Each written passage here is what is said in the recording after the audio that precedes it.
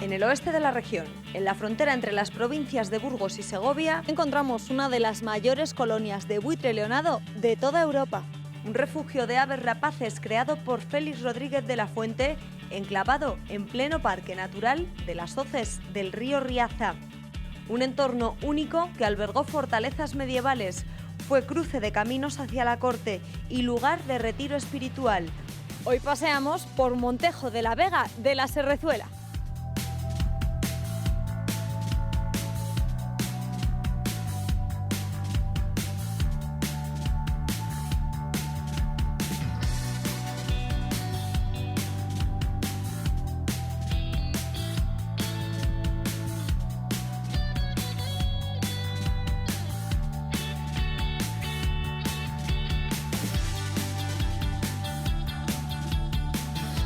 Llegamos a Montejo de la Vega de la Serrezuela. En la Casa de la Villa nos espera el alcalde, Luis Martín. Para que todo el mundo se haga una idea, vamos lo primero de todo a ubicarnos. ¿Dónde está Montejo en el mapa? Pues estamos al norte de la provincia de Segovia, lindando con la provincia de Burgos, y estamos a unos 110 kilómetros de la capital. Estamos muy alejados, casi somos desconocidos para ellos. Es una zona muy desconocida, pero muy rica, sobre todo desde el punto de vista natural. Sí, es el pleno Parque Natural de las Hoces del río Riaza. Hay una biodiversidad grandísima. Aquí todas las laderas están llenas de nidos, todas las choperas de la ribera del río. Esto cae la noche y parece la selva de animales que hay. Hay una cantidad de flora y fauna muy rico. Aquí la naturaleza, bueno, de hecho, si miramos encima de nosotros, nos sobrevuela incluso. Sí, tenemos buitres a todas horas por aquí sobrevolando. Es una de las mayores colonias de parejas de toda Europa del buitre leonado. ¿Cuántos vecinos viven aquí en Montejo?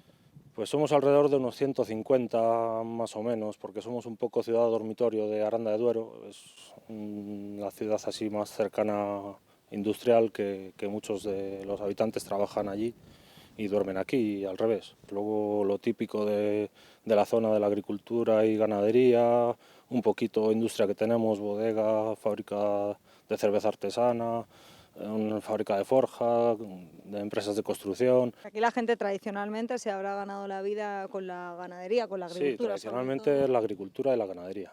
Y la viticultura, claro.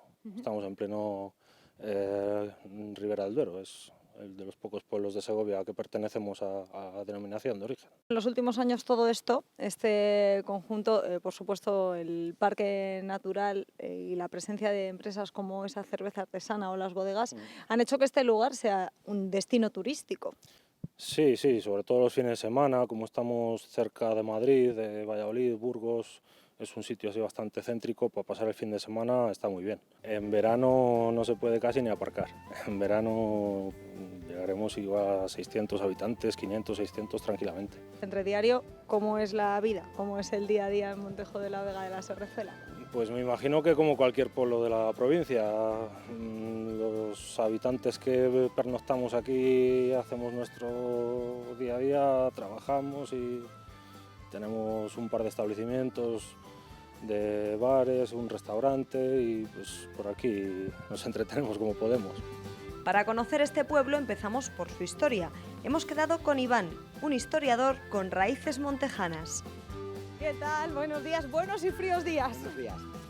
Iván, hemos quedado justo aquí para conocer el origen. Pues estamos aquí situados delante de lo que es el castro de Antipared, que es el primer asentamiento humano de Montejo con permanencia, ¿no? Entre finales del siglo VIII a.C. y el año 350. Era un recinto fortificado que albergaba una población considerable, en la cual pues además en su momento pues se determinó también la existencia de una necrópolis. Esta es, digamos, la más antigua, aunque en otros cerros que hay alrededor del pueblo se han encontrado también vestigios históricos que se corresponden fundamentalmente con primeros asentamientos humanos de época medieval. Iván, este es solo un pedacito de la historia de Montejo de la Vega de la Serrezuela, porque este pueblo tiene mucho que contarnos y si quieres seguimos nuestra visita y nos lo vas contando, lo vamos descubriendo. Muy bien, encantado.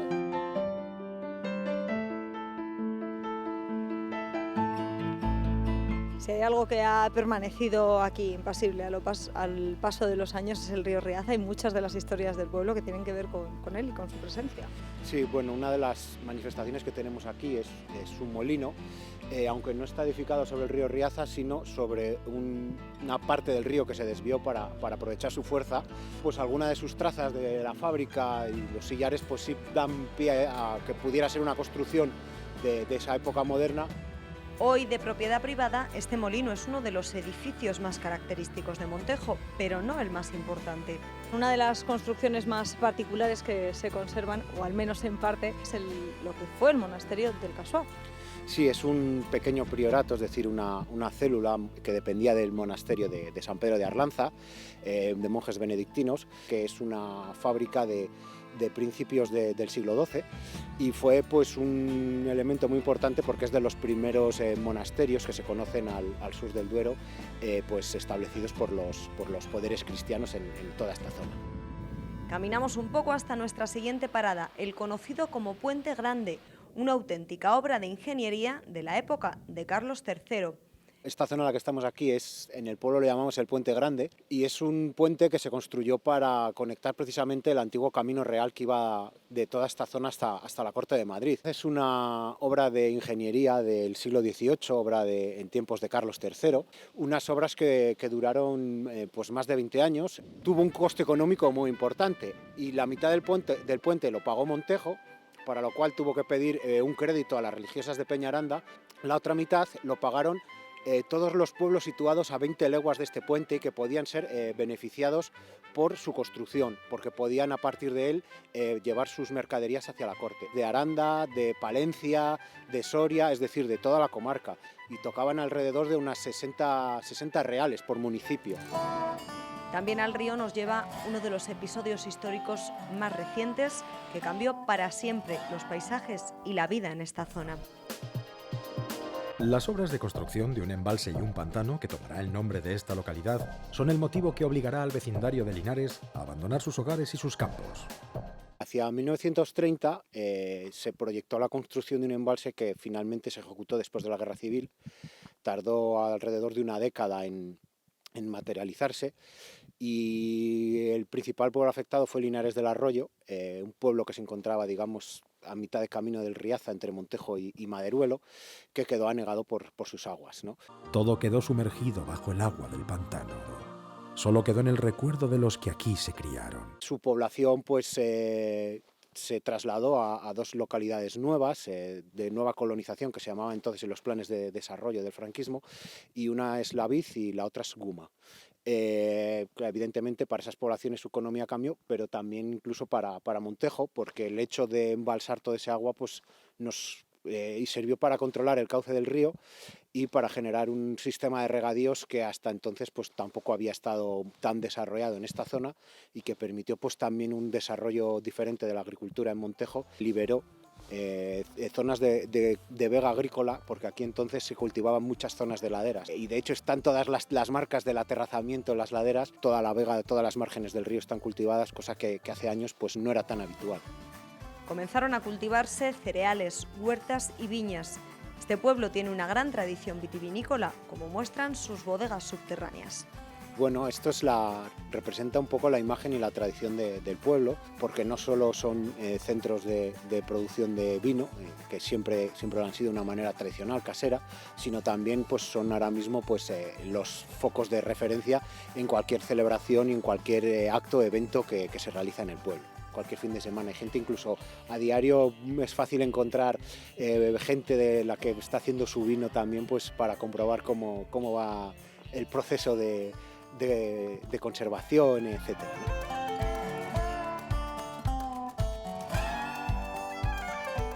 Viendo cómo elaboraba el vino su padre, los hermanos Sanz aprendieron el que hoy es su oficio, en esta bodega. Es nuestra próxima parada. Allí hemos quedado con José Félix. Hola, ¿qué tal, José Félix? Gracias por recibirnos. Vosotros sois continuadores de la tradición vitivinícola que siempre ha habido aquí en Montejo de la Vega de la Serrezuela. Pues sí, porque mi padre siempre nos ha enseñado a interesarnos mucho por el tema del vino, porque de hecho, pues desde niños hemos hecho en casa vino. Sois una de las 2 bodegas de la provincia de Segovia que pertenece a la denominación de origen Ribera del Duero. Sí, sería mejor que hubiera más bodegas. Casi prefiero no ser la única, porque yo creo que esta zona es una buena zona.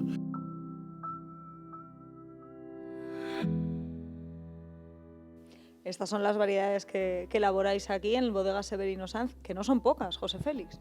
Pues sí, algunos amigos dicen que he hecho que son demasiadas. Pero bueno, cada una tiene su sentido. Este es el vino joven, este es 6 meses de barrica, este es 12 meses de barrica, nuestro rosado, este es un 16 meses de barrica, y este es el Tot nuestro, herencia de Yanomín Gómez, que tiene 18 meses de barrica y es de una viña que es una viña centenaria, que se hacen muy pocas botellas para el año que se hace. El nombre de herencia de Yanomín Gómez porque Yanomín Gómez es una de las mejores zonas de viña de Montejo de la Vega.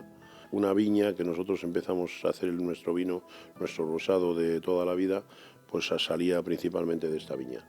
Y por eso es lo de herencia de Yanomín Gómez, pues también un poco en honor a mi madre.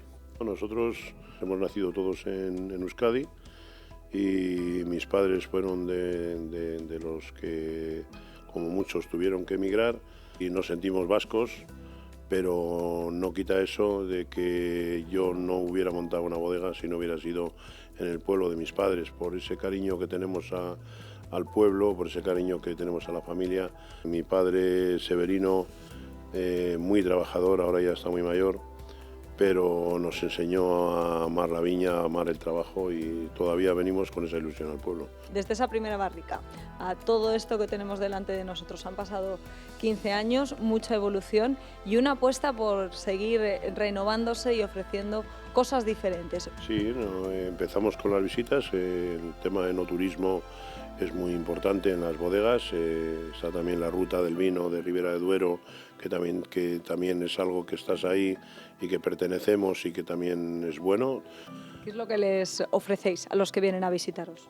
Pues les ofrecemos, yo les hago una visita por toda la bodega, les enseño un poco cómo hacemos la elaboración desde que llega la uva a la bodega hasta que sale ya etiquetada la botella para vender.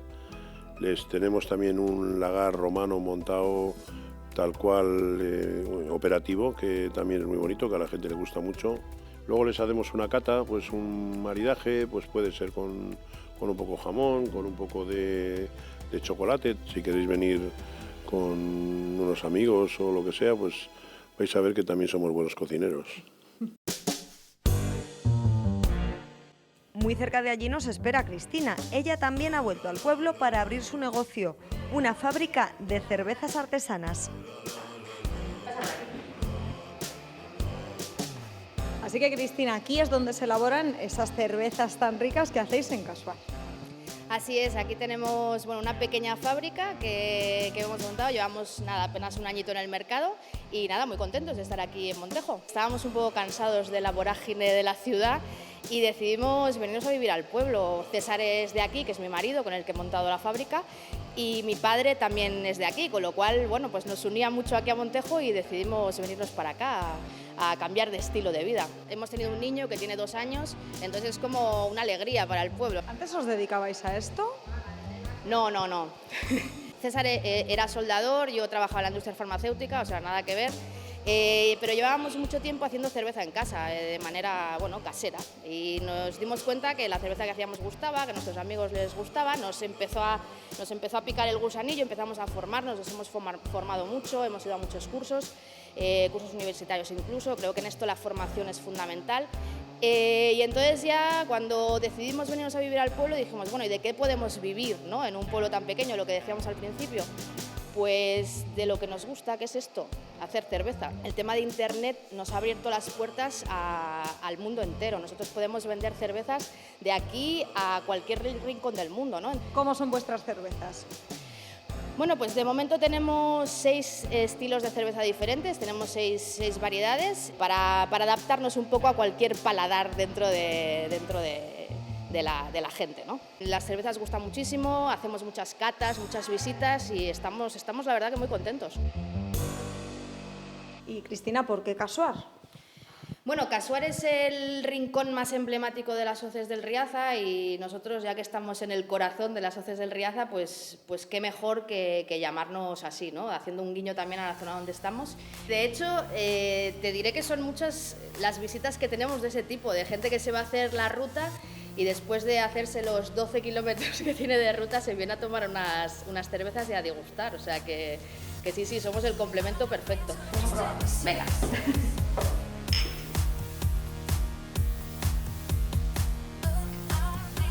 Cogemos fuerzas para hacer justo lo contrario, porque nuestra última parada es el Parque Natural de las Hoces del Riaza, una visita que comienza en la Casa Parque. Allí nos espera David. Buenos días. ¿Qué tal?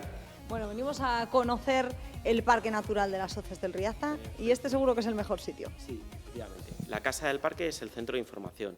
Es el punto donde pues ayudamos a la gente a planificar su visita dentro del Parque Natural, conocerlo de la mejor forma posible y disfrutarlo. Montejo de la Vega de la Serrezuela está enclavado en pleno Parque Natural de las Hoces del río Riaza. Eso es uno de los pueblos que forman parte del Parque Natural, es además una de las entradas naturales al Parque Natural y con unos accesos desde las carreteras pues muy adecuado. Además, bueno, pues es el pueblo que contiene el punto de información, la Casa del Parque. Esta es una de las zonas más ricas, naturalmente hablando, de la provincia de Segovia, pero es cierto que es poco conocida. Sí, es cierto que bueno, este parque natural, su creación es relativamente reciente, nos esforzamos mucho en colocarlo en el mapa y que la gente pues, bueno, pueda conocerlo y disfrutarlo, porque es un recurso turístico dentro de la provincia y de la comunidad autónoma pues muy valioso desde el punto de vista ambiental. ¿Qué tiene de particular el río Riaza? El río Riaza es el que ha formado, ha modelado este paisaje y nos ha dado el origen de estos cortados. Todas las formaciones que tenemos aquí son el resultado de la erosión y la disolución de la roca caliza por parte del agua. Por lo tanto, es el eje principal del parque natural y es el que ha modelado y ha generado esas repisas, esos huecos, oquedades, donde las aves encuentran lugar para criar y bueno, donde podemos observarlas con mucha facilidad. David, sobrevolando nuestras cabezas vemos a algunos habitantes en esta casa parque que son los que viven en el exterior. Eso es.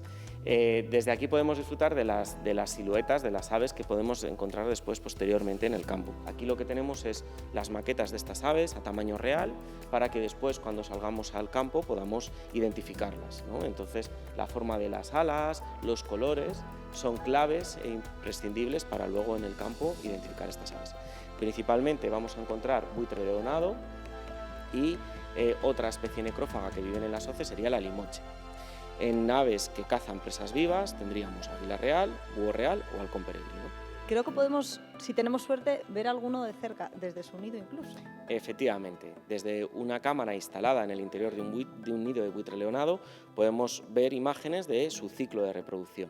Su ciclo va a empezar a finales de diciembre y entre finales de diciembre y principios de enero se produce la puesta, la incubación durará entre 54 y 56 días y el pollo saldrá del nido a finales de julio o principios de agosto ya de un tamaño desarrollado que es el de un adulto. ¿Cómo es un buitre leonado? Porque si lo vemos de cerca lo que más llama la atención es su tamaño, ¿no? Son espectaculares por esa envergadura, esas alas tan grandes que tienen. Oscila entre los 2,5 metros, 2,80 de envergadura alar y un peso que puede estar entre los 8 y los 9 kilos. Entonces es una ave muy grande.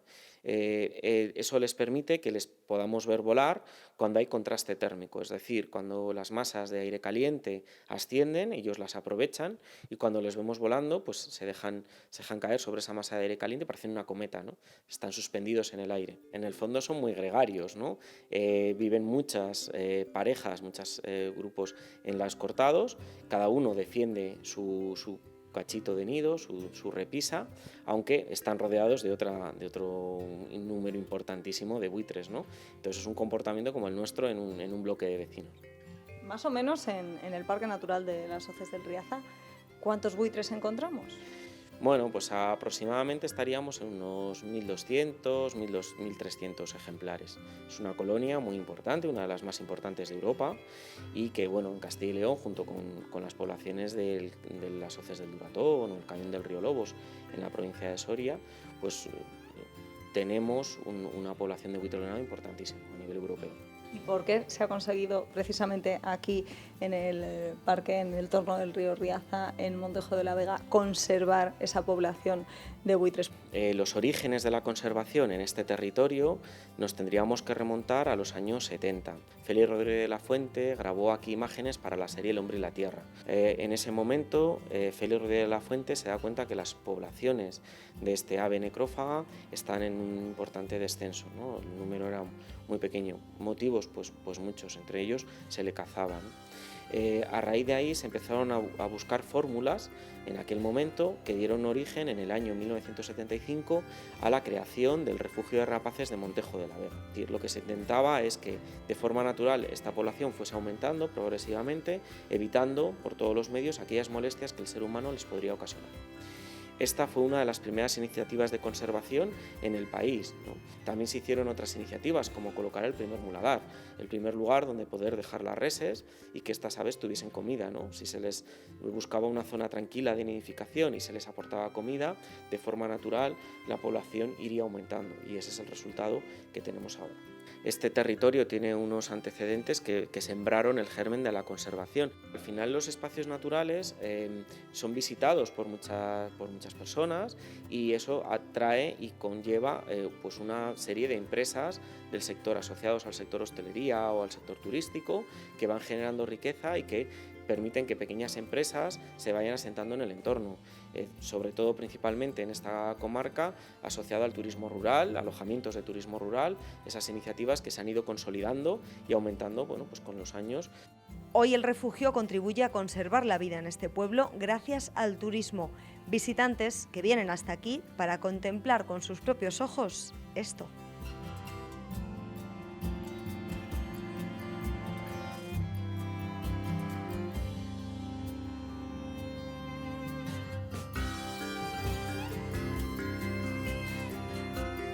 Estamos en el origen de este espacio natural protegido, que es el refugio de rapaces de Montejo de la Vega. Aquí tenemos a Jesús Hernando, que es el guarda del refugio de rapaces de la Vega, es el personal de WWF España, que es la organización que desde entonces lleva también trabajando aquí en este territorio. WWF, Jesús, se encarga de la gestión de esta zona de reserva de caza, de este refugio de aves, que le debemos a Félix Rodríguez de la Fuente. Sí, el refugio se creó en el año 74, aunque no se inauguró hasta el 75. Fue iniciativa de Félix Rodríguez de la Fuente, porque él conocía de la zona ya de hace muchos años antes, y venía mucho por aquí. Empezó a ver que disminuía la población de buitres, disminuía. Entonces, a propuesta de eso se creó lo que es el refugio. Se hizo un convenio con la gente del pueblo para que cediera sus terrenos para no cazar, como diríamos, dentro de un territorio. Para no cazar y para preservar un poco esta zona, ¿no? Exactamente, para intentar recuperar un poco, se mantuviera la especie de los buitres y de otros rapaces y de otros animales que había aquí en el interior. En esos años, pues, era un animal que le tenían como diríamos, una especie mala para la naturaleza, cuando es todo lo contrario, es una especie que nos está haciendo los sanitarios del campo, como diríamos, ¿no? Y entonces había un problema, pues que no había la concienciación que hay ahora de ecologismo y todo esto, ¿no? De protección hacia los animales. Y entonces era más difícil, en la época de mi padre era más difícil controlar a la gente porque se subía, porque les tiraba piedras, les hacían de todo a los buitres, entonces era más difícil que hoy en día, que ya estamos más concienciados, ¿no? Gracias a esa labor de educación ambiental que lleva haciéndose aquí décadas, se ha conseguido no solo conservar la población de buitres, sino incluso aumentarla. Efectivamente, se ha conseguido mantenerla, incluso aumentarla, pero bastante, porque ahora tenemos alrededor de 600 y algo parejas, entonces eso equivaldría a unos 1.200, 1.300 buitres por ahí, más o menos lo que tenemos dentro de todo lo que es el cañón del Parque Natural Oces del Riaza. El refugio se creó para proteger especialmente el buitre leonado, pero claro, no es la única especie que habita en esta zona. Claro, tú lo haces con la idea de proteger una especie, una especie o 2 o 3 especies, ¿no? Pero en el fondo lo que se hace es proteger a toda la fauna y flora y todo el entorno. ¿Cómo es el trabajo aquí, Jesús? Porque hasta aquí llegan escolares, llegan voluntarios, llegan expertos del mundo natural. Bueno, sí, el trabajo es entretenido. Pues hacemos censos de nidos, de buitres, de otras especies. Controlamos un poco la gente que entre, que sale, que vaya bien, que no se suba por las laderas, que no vaya por fuera de los senderos marcados. Luego tengo que hacer recogida de cadáveres, aportaciones de cadáveres al comedero, plantaciones, y etcétera, etcétera. Si venimos aquí, queremos disfrutar de este paisaje, ¿qué es lo que hay que hacer y lo que no hay que hacer bajo ningún concepto? Pero lo que hay que pensar es un poco más lejos, que no solo vamos a disfrutar nosotros, sino nuestros hijos, los hijos de nuestros hijos. Hay que dejar ahí algo para toda esta gente que viene, ¿no? Entonces lo que hay que tratar es de, por ejemplo, no molestar cuando están en época de cría los buitres, todo lo que no debemos hacer cuando vamos al campo, cosas que no debemos de hacer. Después de todo lo que hemos aprendido, estamos listos para recorrer este entorno. Hay muchas opciones para recorrer el parque.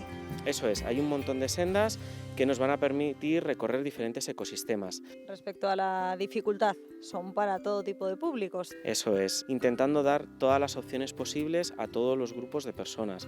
Entonces tenemos sendas para un turismo más familiar, más fácil, sin desnivel, sencillas, que nos pueden ocupar en torno a 1 hora y media a 2 horas. Tenemos sendas para pasar todo el día, para gente que está muy acostumbrada a salir al campo, y tenemos también recorridos muy sencillos para personas que tienen cualquier tipo de discapacidad y también quieren disfrutar del medio natural. Disfrutando de este maravilloso entorno, nos preguntamos qué hubiera sido de las aves que sobrevuelan nuestras cabezas si hace décadas un amante y defensor de la naturaleza como fue Félix Rodríguez de la Fuente no se hubiera fijado en este lugar, si WWF no hubiera creado, con ayuda de los vecinos, este refugio de aves, si el padre de Jesús primero y él mismo después no se hubieran encargado de proteger y alimentar a esta especie durante años perseguida y maltratada. Por suerte, todo eso pasó y hoy podemos disfrutar, como las especies que habitan estos ríos y bosques, de la naturaleza en estado puro, recorriendo las sendas de este parque natural y retomando el aliento con las cervezas artesanas de Cristina o los ricos vinos que aprendieron a preparar de su padre José Félix y sus hermanos. Recordamos a los que dejaron su tierra para dar paso a un embalse que ha cambiado por completo el paisaje de este pueblo, que, como nos ha contado Iván, fue cruce de caminos hacia la corte, albergó fortificaciones medievales e incluso fue lugar de retiro espiritual. Tantas cosas que contar que no caben en un único nombre. Será por eso que este pueblo tiene uno tan largo, Montejo de la Vega de la Serrezuela, un sitio al que volver.